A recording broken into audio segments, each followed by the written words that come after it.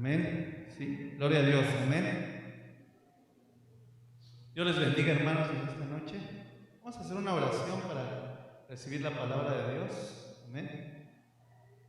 Señor, Padre bendito del cielo, te damos gracias, Dios, por permitirnos estar el día de hoy en este lugar. Gracias, Señor, porque nos trajiste con bien del lugar donde estábamos, Padre, algunos cerca, algunos lejos, Señor, pero tú nos trajiste, Padre eterno, el día de hoy para poder alabarte, para poder darte gloria y honra, Señor, en comunión unos con otros, Padre. Asimismo, Señor, en este momento hemos de escuchar tu palabra, Padre, hemos de atender al mensaje que tú tienes para nuestra vida, para nuestro corazón. Te ruego, Señor, que en el nombre de tu Hijo Jesucristo, cada uno de nosotros, Padre, tome, Señor, toda la bendición que tú tienes el día de hoy para nuestra vida, Padre. Dice tu palabra que tomemos todo lo bueno y desechemos todo aquello que sea malo, Padre, porque humanamente, Señor, sabemos que también interfieren a veces nuestra parte humana en las predicaciones, Señor. Te ruego, Padre, dame nuestro entendimiento, danos la fortaleza, Señor, para atender a tu palabra, para no rechazar en ningún momento nada de lo que tú tienes para nosotros en esta vida, sino que por el contrario, podamos abrir nuestro corazón, Señor, para que lo podamos también asimilar, Señor, y así también ponerlo por obra. En el nombre de Jesús, amén. Amén. Vamos a abrir la escritura. Hechos capítulo 1. Vamos a leer un versículo ya muy conocido por todos nosotros. Amén. Hechos 1, verso 8. Vamos a leerlo todos juntos. Pero recibiréis poder cuando haya venido sobre vosotros el Espíritu Santo, y me seréis testigos en Jerusalén, en toda Judea, en Samaria, hasta lo último de la tierra. Amén. Pueden tomar asiento, hermano. Durante este mes hemos estado recibiendo enseñanza sobre la conmemoración de algo que sucedió hace casi medio milenio, amén, que es la Reforma Protestante. Hemos estado viendo los procesos los procesos históricos que se llevaban a cabo en ese momento, qué es lo que sucedía en Europa, aún en América, amén. Nuestro hermano ya nos ha compartido mapas, hemos visto bastante información, amén, gracias a Dios. Pero el día de hoy yo solamente voy a tomar un poco de una pequeña parte, pero yo considero que es sustancial para nuestra vida. Y es justamente esto, la labor del Espíritu Santo durante ese tiempo, amén. Durante bastante tiempo, amén, simplemente la palabra de Dios se empezó a cerrar y se llegó a una etapa en la historia humana conocida como el oscurantismo. Creo que todos la recordaremos cuando nos la enseñaron en la escuela y aún cuando vemos alguna película por ahí que habla sobre ese tiempo, ¿verdad? Nosotros sabemos por la historia que la palabra de Dios poco a poco se fue cerrando. Después de haberse abierto, después de que en el siglo IV se diera abiertamente ya en Roma como la religión cristiana, como la oficial, podríamos pensar, o yo creo que muchos de los que vivieron en ese tiempo debieron de haber pensado en decir, wow, ahora sí vamos a tener la libertad de dar la palabra, ya no nos van a perseguir. Muchos de los que fueron encarcelados fueron liberados. Muchos de los hombres que participaron en el año 325 en el concilio de Nicea venían de haber sido torturados a causa de Cristo. Venían de haber sido, verdaderamente haber padecido y de haber cumplido lo que en este versículo dice, ser testigos de Cristo. Verdaderamente testificar de lo que era la manifestación del verdadero cristianismo. Amén. Pero lejos de eso, sabemos que empezó a corromperse, ¿verdad? De una manera catastrófica. Empezaron por esta idea que tuvo precisamente Constantino, el emperador Constantino, lejos de hacer un bien al cristianismo, pues le perjudicó. Porque entonces empezó a decirles y a poner a hombres que ocupaban ciertos puestos políticos, decirles, bueno, tienes dos opciones, o te vuelves al cristianismo, o te vuelves cristiano, o pierdes tu poder político. Y muchos de ellos tuvieron falsas conversiones. Muchos de ellos decían, no, es que ya estoy converso, ya soy cristiano, pero lejos de ser cristiano, hermanos, eran solamente hombres deseosos del poder, deseosos de mantener su estatus, de mantener su economía, de mantener incluso sus placeres, porque muchos de ellos pues ya no lo decían abiertamente, pero seguían practicando muchas cosas.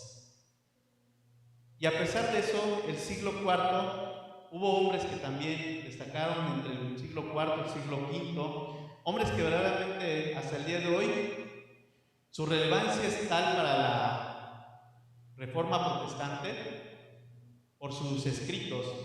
Hemos visto que Martín Lutero era un monje de la línea de los agustinos. La línea de los agustinos precisamente se llama así en honor justamente a Agustín de Hipona. No sé si algunos de ustedes hayan ya escuchado sobre Agustín de Hipona o hayan tenido el privilegio de leer alguna de sus obras. Yo lo recomiendo mucho. Es un hombre que verdaderamente se negó a sí mismo. Hay quien ha dicho que después del apóstol Pablo podría haber ocupado un buen lugar Agustín de Hipona. Y no lo ocuparía quizás en otros estatus, pero sí lo ocupó en la historia humana. Él cimentó y se echó encima a todos estos hombres de poder, a todos estos hombres llenos de orgullo. Incluso se le prohibió poder hablar en público, porque según había deshonrado al emperador cuando se vuelve cristiano. Él era la voz del emperador en aquel entonces. Él creció y vivió como todo hombre, arrogante y con una inteligencia magistral. Su corazón en su niñez, él mismo nos cuenta que poco a poco desde la niñez se empezó a alejar de la idea de Dios, del conocimiento de Dios. Pese a lo que su madre le decía, él se empezó a alejar. Incluso cuando se fue a Cartago a estudiar, él con arrogancia decía que él era suficiente, que no necesitaba a Dios para ganar el mundo. Y efectivamente no necesitaba para ganar el mundo, porque sabemos que este mundo no le pertenece a los cristianos. Amén. Estamos en él, pero este no es el reino de Dios. Jesús mismo lo dijo, no es mi reino es el que está en los cielos. Si fuera ese mi reino, yo ya había traído ángeles, ¿verdad? Pero eso lo entendemos. El mundo, el hombre podrá ganar el mundo y podrá ganar todo, pero a costa de perder su alma. Amén. Y entonces Agustín desarrollaría, después de un largo proceso, después de haberse convertido en el adversario de Ambrosio, era un cristiano, un líder cristiano muy prestigioso, pero a quien el emperador aborrecía, pero no lo podía mandar a matar nada más porque sí, porque precisamente se echaría a toda la gente, imagínense. Y entonces, ¿qué hizo el emperador de aquel entonces? Pues llamó a Agustín, y Agustín le dio un lugar para que tuviera como misión acabar con Ambrosio.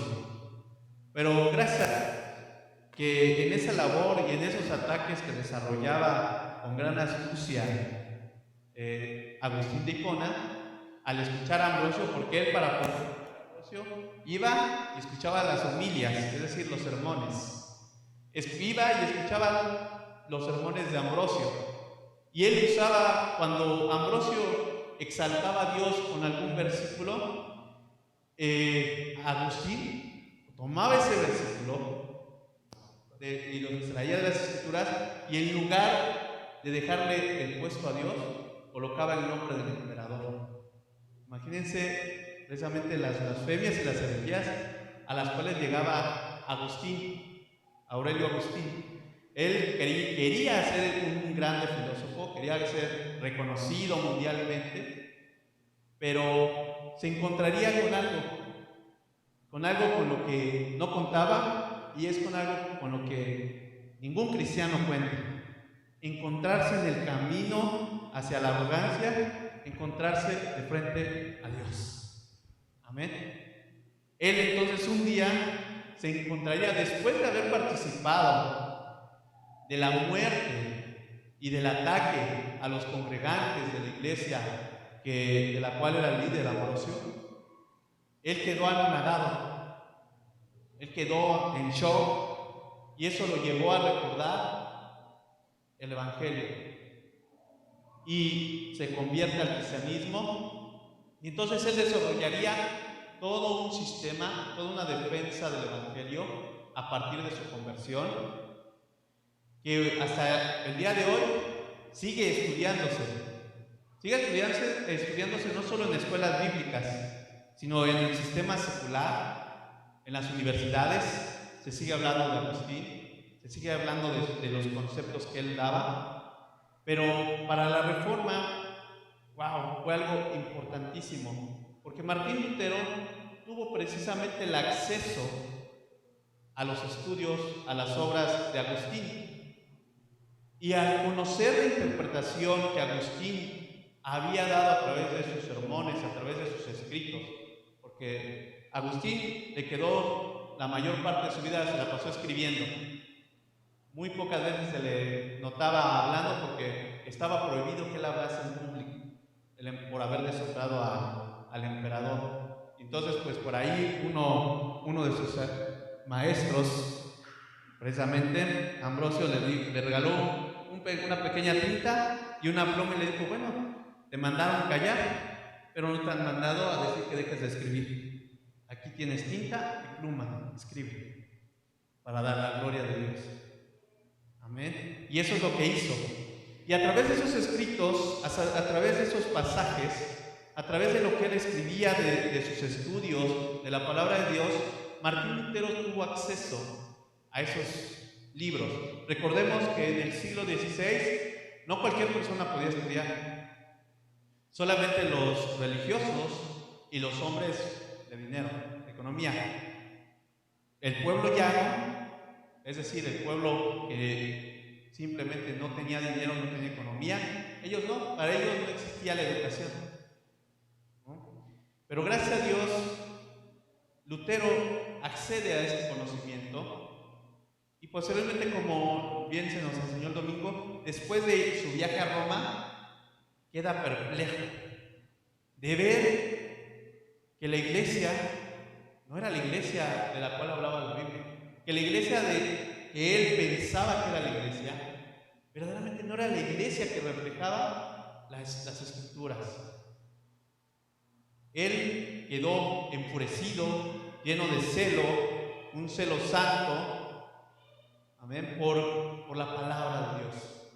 Pero ese celo santo, yo a través de estudiar a diversos hombres como él, yo cuando veo sus obras, cuando veo lo que hicieron, digo, simplemente lo hizo porque algo había en él.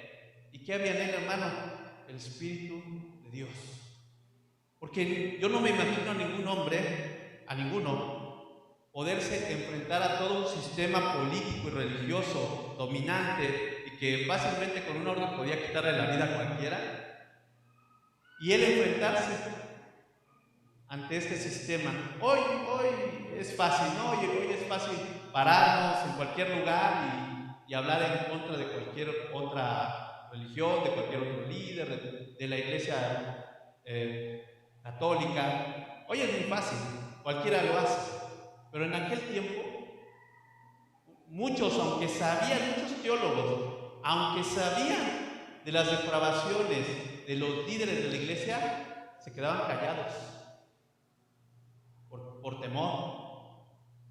temor a ser perseguidos o muertos.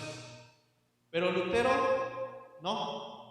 El fuego que había en Lutero era un fuego como el que hubo en los apóstoles, como el que hubo en Agustín, como el que hubo en otras decenas y cientos de hombres a través de la historia que ha habido, y que era predicar el Evangelio, verdaderamente predicar el Evangelio. Porque él veía a los alemanes y decía, ¿cómo no van a escuchar tan hermoso Evangelio en su idioma? ¿Cómo lo van a entender? ¿Cómo van a entender si no entienden latín? Vamos, ni siquiera tienen derecho a leer y escribir. Lo único que conocía el pueblo llano era el latín vulgar, que era un latín distorsionado que solamente escuchaban y repetían, pero en realidad no sabían ni siquiera si se pronunciaba o se escribía así. Por eso se le llamó así el latín vulgar, el vulgo del pueblo llano.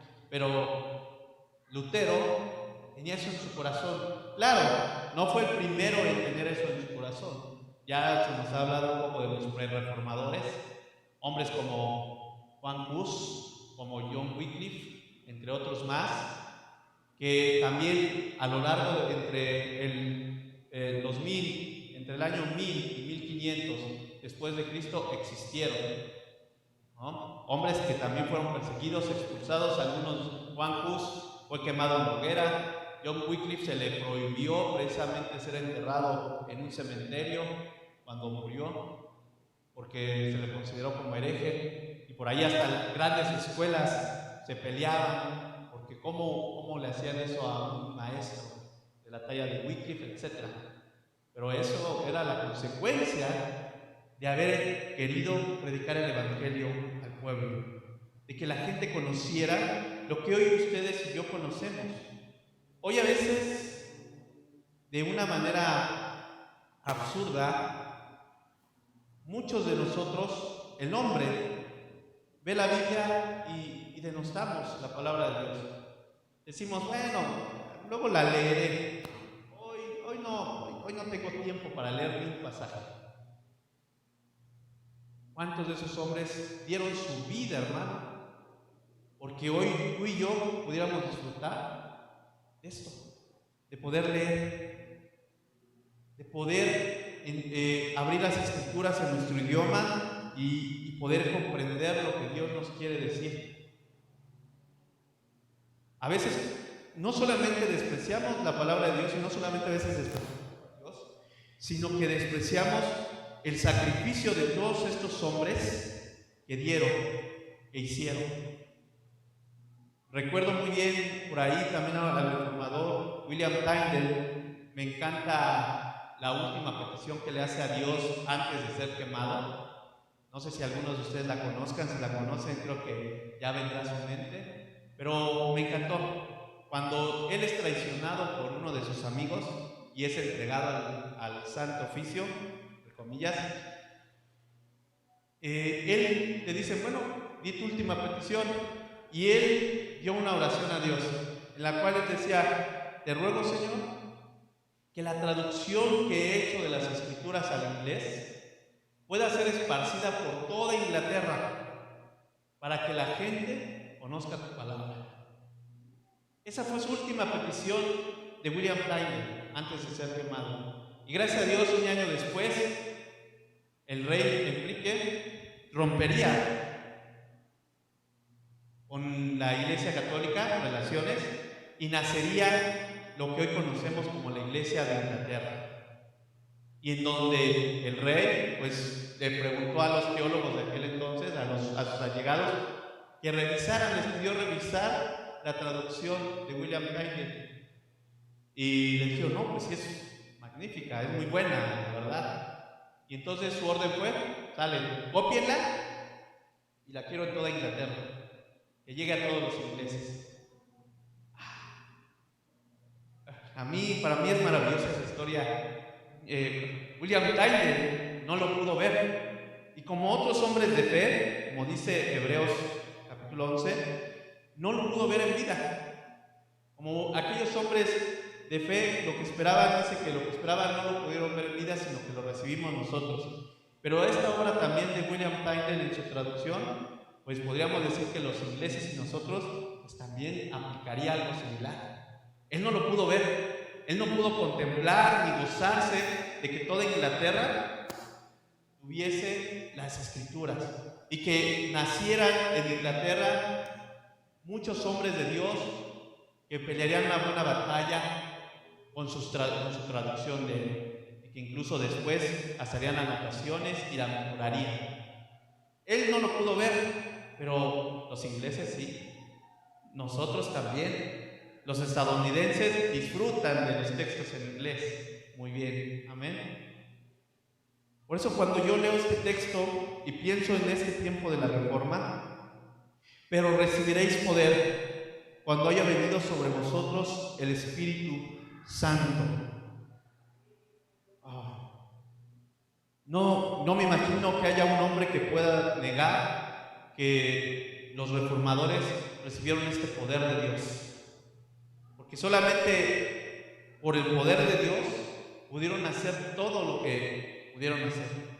Solamente Dios fue quien pudo librar a algunos de la muerte, a algunos ponerlos en lugares estratégicos para que se diera todo un cambio, toda una transformación, no a nivel local solamente, porque el movimiento que inicia Lutero después de colgar sus 95 tesis no fue solamente un movimiento pequeño, no fue algo así como que, bueno, pongo mis 95 tesis y ahí a ver quién las alcance a leer, ¿no? Y que pasen años y después si alguien diga, sí, un fraile por ahí medio colgó algo ahí. No, ¿verdad? Fue algo tan pequeño, un breve escrito, 95 conceptos que rompieron el mundo entero, lo partieron, lo dividieron a todo el mundo, trastocó las mentes de muchos hombres, muchos que aún tenían miedo de dar, les dio el valor. La labor que hizo Lutero, eso le dio el valor a muchos hombres, como a William Tyndale. William Tyndale, cuando supo de Lutero y lo que estaba haciendo, y llegaron los escritos de Lutero a sus manos, él nació también ese deseo en él por esparcir traducción al inglés. Juan Calvino, por su cuenta, también escucha las ideas reformadoras de Lutero y vamos, todo lo que hizo también Juan Calvino en Ginebra, amén, frente a hombres que también echó de enemigo, porque él también, todos ellos se echaron de enemigos, pues a los más poderosos, a hombres que tenían posiciones cuando algunos de ellos no tenían nada. Por lo menos Lutero, tenía por ahí, halló gracia. Dios le permitió hallar gracia frente a algunos de los príncipes alemanes para que lo defendiera. Pero por su parte Juan Calvino no tenía esa suerte, no tuvo esa suerte. Él tuvo que defenderse desde su propio sitio, desde su propio lugar, pero con astucia, siempre usando igual sus escritos. William Tyndale pues no corrió con mucha suerte en cierto sentido físico, humano, porque lo traicionaron, mandaron a un hombre para que se hiciera su amigo, y así como el Señor Jesús lo entregó a Judas, así lo entregó este hombre a Tyndale. Pero todos ellos llenos de gozo. Perdieron muchas cosas, pero frente a las pérdidas que tuvieron, siempre estuvieron felices de saber que lo que estaban haciendo era una labor para el Señor. Hay que entender un poco del carácter de estos hombres reformadores. Ninguno de ellos, así como Agustín de Hipona, yo siempre lo he dicho, él lo que buscaba en el mundo nunca lo pudo alcanzar. Y cuando ya no buscaba ser reconocido por nadie, cuando ya se había negado a sí mismo y decía, solamente mi labor es para Dios, Dios lo exaltó. Porque así es Dios. Amén. Dios exalta al que se humilla frente a Él. Agustín de Hipona se humilló ante Dios, se negó, él jamás se creyó superior a nadie, sino por el contrario, él se consideraba como Pablo, de entre los pecadores, creo que él decía que él iba después de Pablo, ahí su lugar. Agustín pensaba que después de Pablo, el lugar del segundo pecador tenía que ser de él, porque él todo lo que había hecho, ya mencioné algunos datos, también fue maniqueo, obviamente también por ahí practicó el maniqueísmo durante un buen tiempo, y blasfemó contra Dios y atacó a muchos hombres de Dios, pero los persiguió, no como Pablo quizás con armas, pero sí de una manera intelectual. Y eso lo hizo humillarse delante de Dios aún más. Entonces Dios es así. Dios, cuando nosotros nos humillamos, Él nos va a exaltar. Y el hombre que Dios exalta después de que lo humilla, después de que lo humilla ante Él, le va a dar un corazón verdaderamente de no querer volverse a poner o elevar tan alto. Amén. Pero recibiréis poder. Este poder Dios se lo dio a estos hombres y el Espíritu Santo moró en ellos. Amén. La obra de la Reforma no es la obra de Martín Lutero, no es la obra de Calvino, no es la obra de Tyndale ni de ninguno de ellos, es la obra del Espíritu Santo actuando sobre la iglesia. Esa es la obra.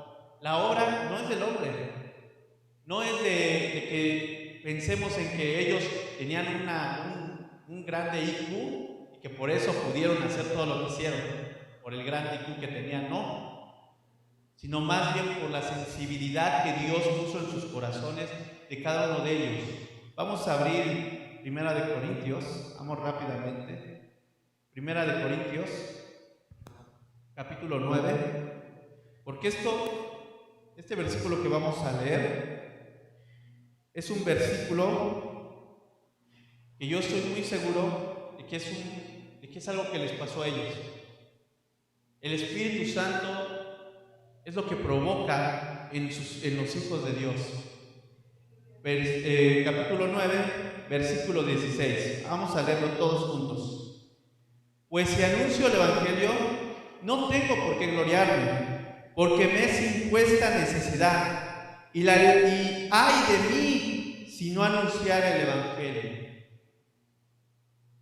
Estos hombres, estos reformadores, eran hombres que conocían las Escrituras desde el primer versículo de Génesis hasta el último de Apocalipsis. Y no solamente la conocían en un idioma, la conocían en varios. Conocían las transliteraciones, conocían verdaderamente las etimologías, todos eran hombres que conocían perfectamente la palabra de Dios. Y esta necesidad de la cual está hablando Pablo les fue puesta también a estos hombres para hacer lo que hicieron. Cada uno de ellos regresó y peleó la buena batalla por el Evangelio. Incluso algunos de sus amigos los traicionaron, les dieron la espalda, familia les dio la espalda. Hombres que pensaron que los iban a apoyar, los dejaron de apoyar. Y algunos de los que los apoyaron, ellos veían cómo terminaban algunos de ellos muertos o arrestados. Pero nunca paró esto. Cuando Martín Lutero es llamado precisamente a una declaratoria y en la cual se le dice, bueno, renuncia a tus ideas, renuncia a todo lo que estás haciendo, mira, si renuncias en este momento ya no va a haber ningún problema, quemamos todas tus obras, las echamos al fuego y como si no hubiera pasado nada. Pero lejos de eso, él se llenaría del valor que da el Espíritu Santo y se pondría frente a estos hombres que se iban a convertir en sus verdugos, y él les dice, bueno, yo sí me voy a arrepentir de todo lo que he escrito si tan solo uno de los que están aquí, me demuestra con las Escrituras que lo que he escrito es incorrecto. ¿Qué hombres había ahí? Teólogos, hombres de ciencia teológica, líderes de la iglesia. Y ninguno de ellos pudo ponerse frente a Lutero y decirle: yo sí te voy a demostrar con las escrituras que estás mal. Todos se callaron. Ninguno pudo demostrarle a Lutero que estaba mal. Incluso la iglesia, precisamente ellos, al no poder enfrentarse a Lutero durante el tiempo de la Reforma, tenían que acudir a uno de los amigos de Lutero, a otro hombre importantísimo, del cual incluso Lutero se había basado en la traducción que este hombre hizo de las escrituras para él poder traducir al alemán.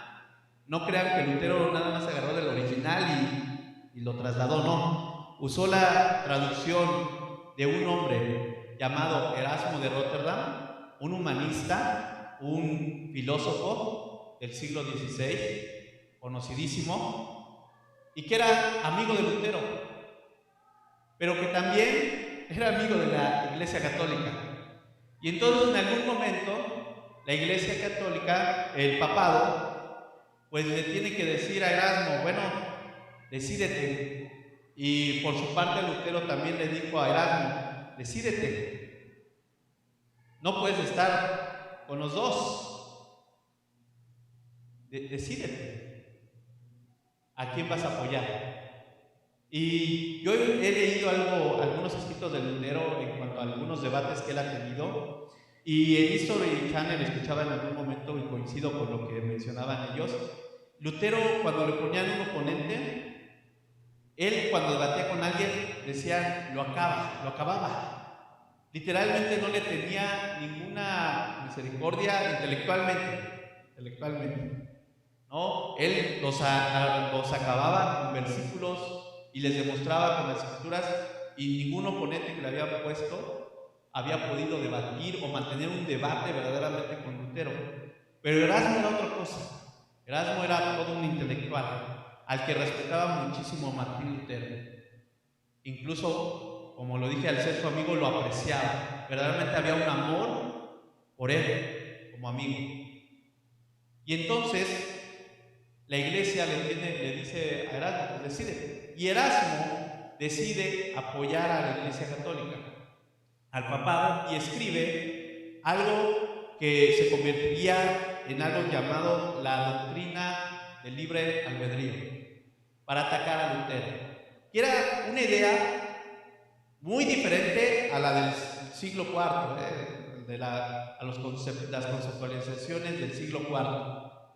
Para que por ahí no haya confusiones, sería bueno que leyeran un poquito más acerca de la dualidad de este tema. Y la cuestión es que el Erasmo atacaría con esta obra a Lutero. Y dentro de las obras que yo he leído de Lutero, cuando le contesta a Erasmo, a mí me sorprende cómo le contesta. Porque cuando le contesta, yo al único reformador que de repente había leído con ese lenguaje era Calvino. Calvino sí era mucho de utilizar un lenguaje muy culto, un lenguaje muy respetable. Lutero no, Lutero era áspero, Lutero era de que, pues aquí yo digo esto y se acabó y bla, bla, bla. Pero con Erasmo usó un lenguaje muy similar al de Calvino, y incluso empieza su obra de Servo Arbitro, empieza diciéndole: oh queridísimo Erasmo. Fíjense la frase: oh queridísimo Erasmo. Y empieza a desarrollar y decirle: bueno, mira, te voy, independientemente de que todo lo que me has escrito está basado en un libro deuterocanónico, un libro apócrifo, un libro que no es de inspiración divina, ok, te voy a aceptar el debate como amigos, porque te aprecio, y te voy a demostrar que estás mal, porque la salvación no se obtiene por obras. Porque eso era básicamente lo que Erasmo estaba escribiendo. Estaba exaltando el poder de las obras sobre el poder de la gracia, en donde el cual Erasmo afirmaba que precisamente la gracia de Dios dependía completamente de las acciones humanas y de la voluntad del hombre. y sin la voluntad del hombre, la gracia de Dios no se podía manifestar. Y Lutero decía al contrario, la gracia de Dios simplemente se manifiesta, porque eso es gracia, es algo que no merecemos, es algo que ni siquiera nos pide permiso. Yo preguntaría, ¿a quién de nosotros Dios nos pidió permiso para atraernos hacia Él, para convencernos? Yo nunca he visto que Dios le haya pedido permiso a un hombre y le haya dicho, oye, ¿quieres seguirme? Mira, si no quieres, no hay problema. Mira, si quieres, si no quieres, no. Él simplemente decía, sígueme, punto. Deja lo que estás haciendo y sígueme. Así es Dios. Yo simplemente, yo no veo al apóstol Pablo yendo en camino a Damasco y entonces Dios a Jesús diciéndole, oye, ¿quieres seguirme? Bueno, si no quieres, puedes seguir atacando a la iglesia. O sea, ahí te dejo las dos opciones. No, simplemente se le aparece nuestro Señor Jesucristo y le dice, ve a tal calle y ahí espérame, porque voy a mandar a un hombre, punto. Ni siquiera le preguntó, ¿quieres ir, Pablo? No, simplemente dijo, ve. Y Ananías, que fue un hombre que sí se atrevió ahí a cuestionar a Dios, ¿verdad? Una cosa que yo no recomiendo para nada. Yo no recomiendo ponernos como Ananías en reprocharle algo a Dios y todavía decirle, no sabes, Señor, quién es Pablo, no sabes, Saulo, no sabes qué es lo que él hizo, no sabes que él atacó a la iglesia de Jerusalén. Imagínense cuestionando de esa forma a Dios. ¿Quién de nosotros se podría atrever a hacer eso? Pero bueno, la ignorancia a veces nos lleva a ese tipo de cosas. Y Ananías simplemente Dios le dice, ve, si no te estoy preguntando, yo ya lo escogí y me va a ser útil, punto. Lutero, Calvino y todos los reformadores fueron llamados por Dios en una época en la cual la iglesia se había depravado. Verdaderamente estaba completamente depravada. Habían prohibido el casamiento de los líderes, ¿no? Siglos atrás. Nosotros sabíamos bien que Pablo mismo decía, bueno, llegará un tiempo en el cual incluso prohibirán casarse a los líderes. Y de lo cual, si ustedes leen este capítulo 9 de Corintios, el mismo Pablo dice, es un derecho que tenemos los líderes, así como él decía, ¿o acaso nada más nosotros apóstoles tienen derecho a tener esposa? ¿Bernabé y yo no tenemos derecho? Decía Pablo, sí tenemos derecho, que no lo lleve a cabo yo por otras convicciones, porque eso decía Pablo, porque yo no me case es por otras convicciones. Eso es muy independiente a que no tenga yo ese derecho, porque todos los líderes tienen ese derecho, amén. Pero la iglesia se había depravado y había deformado el evangelio y estaban predicando un evangelio que no era el evangelio de Cristo. ¿Y cómo pues, si no era el evangelio de Cristo, cómo pues iban a convencer? ¿Cómo pues se iba a manifestar la gracia de Dios? ¿Cómo se iba a manifestar la fe en los hombres si sabemos que la fe viene por el oír? Y el oír por la palabra de Dios. ¿Cómo pues un hombre se iba a convertir? ¿Cómo pues un hombre iba a creer en nuestro Señor si no se le hablaba con la palabra de Dios? Si lo que escuchaba era otro idioma, si lo que escuchaba era otra lengua que ni entendía, la mayoría de nosotros que no habla otro idioma, para poder ver, por ejemplo, una película y medio disfrutarla en el idioma original, ¿qué tenemos que hacer? Subtítulos, ¿verdad? Si quitáramos los subtítulos, ¿qué porcentaje de esa película entenderíamos? Yo no entendería ni cuatro, ¿no? Yo me quedaría viendo y diciendo, pues, quién sabe, pero creo que ya por ahí ya perdonó al otro, o quién sabe qué pasó. No entenderíamos, sería ver unas imágenes solamente en la cual nuestra propia imaginación nos medio diría o nos daría cierta idea, pero no lo que es en realidad. Pero Dios usó a los reformadores, el Espíritu Santo se puso sobre ellos, los llevó a tener plena convicción para hablar del Evangelio, para predicar. Amén. Y ellos recibieron poder, vino sobre ellos el Espíritu Santo.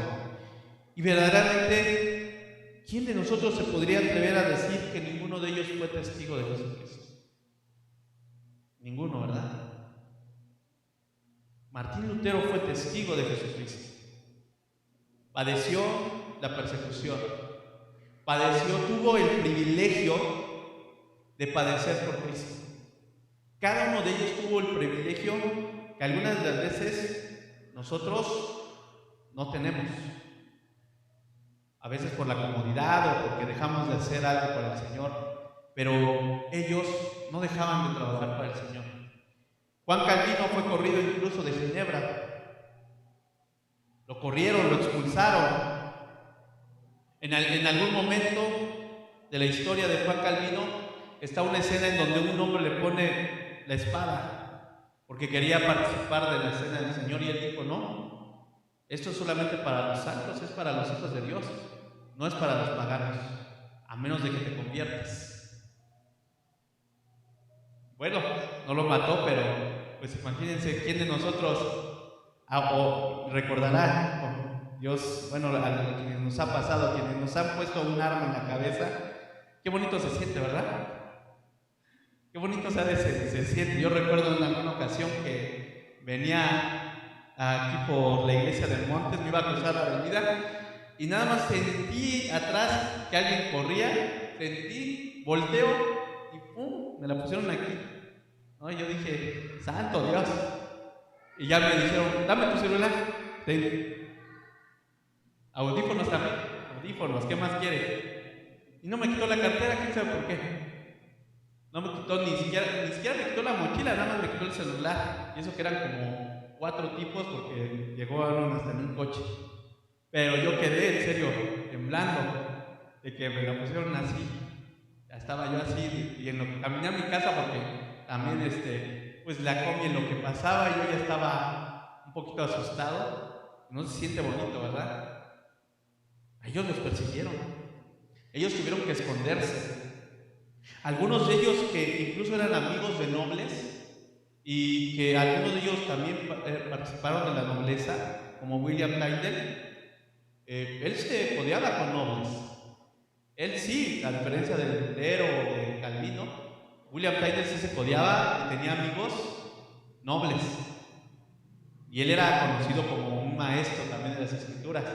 Pero cuando empieza a hacer la labor de evangelista, llegó a vivir y a comer lo que podía por el amor al Señor. Y ese amor, lo único que refleja, ese amor hacia el Señor, lo único que refleja es que el Espíritu Santo los guiaba. Yo no he conocido a ninguno que padezca por Cristo y que verdaderamente no lo ame. Porque el amor verdaderamente que moró en ellos fue puesto por el Espíritu Santo. Porque ellos no solamente tenían conocimiento, no solamente tenían ciencia, no solo tenían teología, sino que verdaderamente tenían un poder de Dios como pocos llegaron a tener. Y como falta hoy en día que muchos busquemos. Porque hoy es un tiempo en el cual la iglesia popular sigue estando partida, sigue estando en depravación, sigue estando y mezclándose con tradiciones de los hombres y torciendo el evangelio. Pero también no nos vamos a cegar, porque también del lado de la iglesia llamada protestante, lamentablemente, también los hay. También hay hombres que han entrado, dice Judas, que han entrado encubiertamente a las congregaciones, hombres impíos que convierten en libertinaje la gracia de Dios y que niegan a Dios. Amén. Son los que dividen las iglesias. Son los, dice Judas, que esos hombres dividen las iglesias, dividen las congregaciones. No se sujetan a ninguna autoridad, ni siquiera la respetan. Hermanos, Lutero y todos ellos aprendieron a respetar también las autoridades, pero también aprendieron a equilibrar o llevar el mensaje del Evangelio. Ellos seguían orando por los líderes. Tyndale seguía orando por el rey, a pesar de que el rey también, después de que Tyndale le dijo que él no aprobaba su divorcio, que él no podía aprobar que él nada más se divorciara porque quería. Al rey se le había ocurrido, bueno, es que esta mujer no me da herederos, no me da hijos. El Papa no me deja divorciar. Pues voy a llamar a un protestante, a William Tyndale, para ver si él me aprueba. Si él me aprueba, entonces lo apoyo. Y Tyndale dijo, no, pues es que yo tampoco voy a hacer eso. Y entonces echó de enemigo al rey. Y el rey también lo mandó matar. Y él, pues, como haríamos muchos, ¿no? Ay, con permiso, y si me encuentras, pues ya será suerte de Dios. Pero imagínense esa parte. Pero él nunca rechazó la autoridad del rey. Amén. Sino por el contrario, ellos hablaban precisamente, y eso fue un mensaje que también agradó a los reyes, el saber que los hijos de Dios respetamos a las autoridades. Yo lo decía hace unos días platicando con un amigo, le decía, mira, es que como cristianos quizás yo no estoy de acuerdo con algunas autoridades en cuanto a algunas decisiones, pero yo voy a orar siempre por ellos. Y voy a pedirle siempre a Dios que les vaya bien, que el poder que Dios les ha conferido lo usen para bien. Y si lo usan para mal, pues ya un día tomará juicio. Y Dios entonces ya les pedirá cuenta a los hombres que les dio autoridad, tanto en el gobierno como dentro de la iglesia, como dentro de las congregaciones. Nuestro deber es siempre orar por las autoridades. Rogar incansablemente, rogar ante Dios por ellos. Amén. Y aquel que se canse o se atreva incluso a hablar en contra, yo cuando estudié esa parte dije, ay Dios, ya voy a dejar de defender estas ideas. Cuando estudié esta parte de la autoridad, en serio dije, híjole, ¿cuántas veces no nos hemos puesto en juicio ante Dios por hablar mal en contra de nuestras autoridades? Hace unas semanas el pastor nos daba también esta enseñanza. No sé si algunos la recordarán. Nos hablaba sobre la enseñanza y la sujeción también a las autoridades. Y que verdaderamente estar en oposición a nuestras autoridades, híjole, ya que en nosotros haya algo en nuestro corazón y digamos, ay, es que las autoridades son y no las soporto. Híjole, ya permitir eso en nuestro corazón nos pone bajo un juicio de Dios, en el cual los apóstoles no se quisieron poner. Y nosotros como iglesia tampoco debemos ponernos, sino siempre orar. El poder del Espíritu Santo que moró en los apóstoles, que moró en los reformadores, tiene que ser el poder que también mora en nosotros. Un poder que nos lleva a perdonar, un poder que nos lleva a ser testigos, un poder que nos lleva a ver a todo el mundo precisamente con los ojos que vio Jesús a ellos, verlos con misericordia. Pablo decía cuando veía precisamente a la iglesia y que la iglesia de los Gálatas ya se creía superior a todos los hombres por ser cristianos. Les decía Pablo, acuérdense lo que eran vosotros en otro tiempo. ¿De dónde lo sacó el Señor? ¿De dónde te sacó a ti? ¿De dónde se me sacó a mí? Para que tengas misericordia, porque a ese otro que está allá afuera, Dios todavía no lo llama. Está en la misma condición en la que nosotros estábamos, perdidos, extraviados en las tinieblas. Amén. Y por eso es que debemos de verlos siempre con amor. Y es por eso que debemos de perdonar a nuestros enemigos, a los que nos hacen daño. Hace unas semanas recuerdo que tenía un pequeño plática con un pastor y me sorprendió lo que él me decía. Yo le decía, bueno, salió un video por ahí de las personas pegándole la combi a un ratero, y yo le decía, es que nosotros no debemos de llenarnos de coraje ni decir, ay, qué bueno que los golpearon, qué bueno, es más, que acaben con ellos, ¿no? Decía, nosotros tenemos que aprender a perdonar. El Señor nos dice, y si te piden la capa, pues dásela. Y este hermano me decía, bueno, es que tú estás pensando y diciéndome ya lo que es un cristiano, ya verdaderamente ya de otro nivel, y ya. Yo decía, ¿qué? Dije, y yo le decía, ¿eres pastor? O sea, tú eres el que primero que tiene que enseñar a perdonar. Y él me decía, no, es que es muy difícil perdonar, y la verdad es un proceso que pues yo todavía no voy a ver en la iglesia, porque la verdad pues me cuesta trabajo.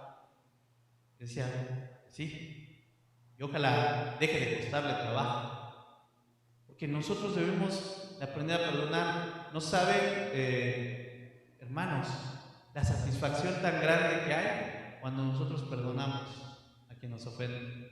Cuando nosotros perdonamos, híjole, hay una liberación completa de nosotros, y verdaderamente podemos sentir la presencia del Señor. Pero una persona que no perdona jamás lo va a entender, jamás lo va a desarrollar. Calvino, Lutero, los reformadores, ya he hablado de la oración de Heidel. Heidel nunca dijo, como otros por ahí, Señor, pues ya me van a matar, destrúyelos a todos y arroja todo tu fuego consumidor en contra de ellos y líbrame. ¿No? Su oración fue, tu palabra venga sobre ellos. Me van a matar el día de hoy, pero que tu palabra llene sus corazones, que tu palabra sea esparcida. Muchas de las veces nos van a hacer groserías, y lejos de molestarnos, hermanos, si nosotros predicamos el evangelio y nos dicen groserías, pues lejos de molestarnos, vamos a decirle gracias a Dios,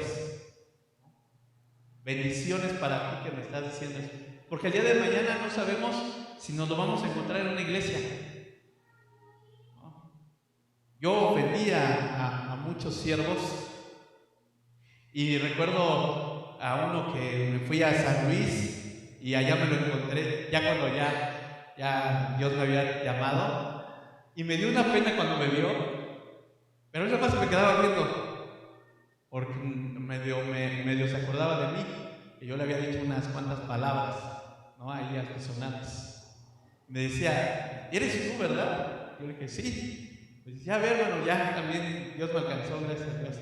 Pero me dio una pena, porque sabía que lo había ofendido en otro tiempo. Pero él, lejos de molestarse, su alegría fue mucha. Porque obviamente, después de ver que alguien te insulta y verlo que procede al camino del Señor, es algo maravilloso. Es algo maravilloso. Ver cuando los hombres que tanto hablaron en contra del Señor se arrodillan, hermanos, ese es un milagro. Verdaderamente el más grande milagro que podemos ver hoy en día y que se vio en la Reforma Protestante fue la conversión de las almas, fue el arrepentimiento de pecados. No hay más, podemos mencionar muchos milagros, sanidades y demás, pero ninguno de ellos jamás va a superar a la salvación del hombre. Porque la salvación del hombre costó algo muy importante, la vida de Jesucristo. Amén. Eso es lo que costó la salvación. Tu salvación, mi salvación, costó el sacrificio de Cristo. Eso lo sabían muy bien los reformadores, y eso es lo que esparcieron con el poder y la autoridad que habían ellos dados por el Espíritu Santo. Amén. Quizás no coincidimos en algunas cosas con algunos de ellos, en algunos aspectos de teología, pero saben, yo sé que el día que estemos con el Señor los podremos ver y podremos agradecerles Yo siempre he dicho, yo le voy a agradecer un día, que Dios me lo permita, a muchos de esos hombres que a través de lo que he leído, de lo que ellos escriben, yo aprendo. Yo les voy a agradecer. Y yo creo que los pastores, ¿cómo no les van a agradecer, verdad? Los que estudiaron en algún instituto. Y ustedes, hermanos, porque al final de cuentas, los pastores también estudiaron y su conocimiento nos lo están dando también a nosotros. Lo comparten. Amén. Y a través de eso, la bendición viene en la iglesia. Amén. Gloria a Dios. Vamos a ponernos de pie, hermanos. Y vamos a agradecer a Dios. Y vamos a pensar en estos hombres y a verdaderamente decir, bueno, si en ellos moró de esa forma el Espíritu Santo está vigente con nosotros. Su amor, su poder, Él todavía no nos abandona. Él no se va a ir. Él va a estar con nosotros. Amén. Jesucristo mismo dijo que estaría con nosotros hasta el fin del mundo. Y en lo que Él regresa por nosotros, dijo, les dejo el Consolador. Alguien que verdaderamente nos puede llenar. Alguien que nos va a enseñar. Alguien que nos va a corregir también. Amén. Señor, te damos gracias, Padre eterno, por permitirnos, Señor, haber meditado el día de hoy en algo breve, Padre eterno, pero sustancial para nuestra vida, Señor. Gracias, Padre eterno, porque hoy reconocemos que la obra del Espíritu Santo a través de los hombres que tú has designado, Padre eterno, siempre ha sido constante, fuerte, Señor. Tú, Padre eterno, tomaste a esos reformadores, Señor, los llamaste con un propósito específico, en un momento adecuado, Señor, para que fuéramos bendecidos, no una persona, sino millones de personas a través de los siglos. A través de 500 años, Padre eterno, hemos sido los hombres bendecidos.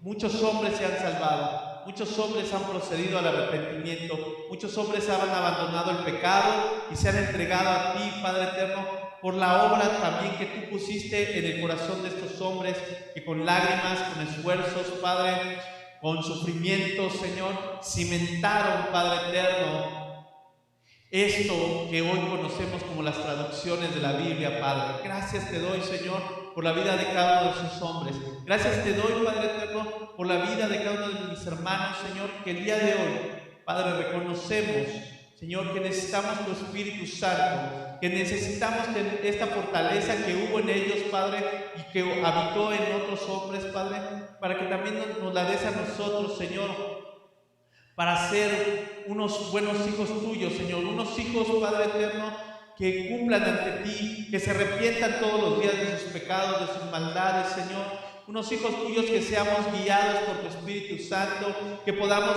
meditar día y noche en tu Escritura, Padre, porque solamente con el poder y el amor de tu Espíritu Santo, Señor, es que nosotros podemos comprender las Escrituras. Ningún hombre por naturaleza propia jamás entenderá la palabra de Dios, sino solamente el hombre que es espiritual. Pero el hombre espiritual, Señor, es aquel que es tomado por el Espíritu Santo, es aquel que es regenerado por el Espíritu Santo, es aquel, Señor, a quien le otorga este poder, esta autoridad del Espíritu Santo, el cual impregna su corazón de amor. Impregna, Padre eterno, en este momento nuestro corazón, nuestra mente, de ese amor de tu Espíritu Santo, para poder nosotros también ser hombres y mujeres, Señor, que prediquemos tu evangelio en tiempo y fuera de tiempo, Padre eterno, que prediquemos con fortaleza, con convicción, derribando todo argumento y altivez del hombre, Padre eterno, que arrogantemente se levanta contra ti, Señor, y se levanta contra tu palabra, Padre, para que nosotros podamos, Señor, también hablarle a las almas, hablarle a los hombres, para que tu Espíritu Santo los convenza de pecado, de justicia y de juicio. Padre eterno, necesitamos, Padre eterno, la guía de tu Espíritu Santo. Enséñanos a perdonar, enséñanos, Padre eterno, todo el camino, Señor, que tu Espíritu Santo nos quiere mostrar. Que cada uno de nosotros, Señor, si en algún momento ha querido rechazar, Padre eterno, alguna enseñanza procedente del Espíritu Santo, por el contrario, en este momento, ábrele su corazón, ábrele su entendimiento, Padre. para que proceda, Señor mi Dios, a indagar, a tener una relación más íntima con tu Espíritu Santo, a tener, Padre eterno, a ser guiados más por Él que por su propio juicio, Señor. En el nombre de Jesús te ruego, Padre, bendice este lugar, bendice a mis hermanos, a los que están presentes y a los que están ausentes, bendice a todos aquellos que están escuchando en este momento la enseñanza a través de estos medios electrónicos, Padre eterno. Sé tú el que manifieste su amor. Sé que ha habido hombres, Padre eterno, que a través de un mensaje de televisión, que a través de un mensaje